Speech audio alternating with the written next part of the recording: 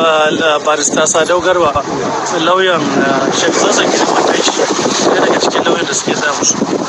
A zaman yau kotu ta wanke su da dukkan laifuffuka 8 da aka gabatar a gabanta da shaidu da aka gabatar 15 duka ba wanda ya gabatar da wani kwakwaran shaida akan laifin da ake zargin su, saboda haka ta sallame su.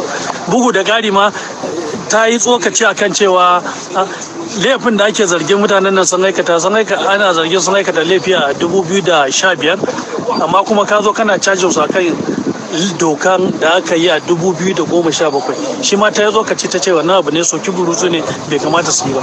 So haka kotu ta sallame su, ta wanke, ta ce suna iya tafiya gida. To yanzu ina shi malam Zazzaki? Yau na baro shi a cikin kotu, yanzu za su fito. Yanzu mutanen shi kana nufin za su karɓe shi wuce gida shi kenan? Abin da muke shiri. Sau da haka yawa. Me za ku gaya musamman 'yan jarida da suka yi ta faman faɗi tashi domin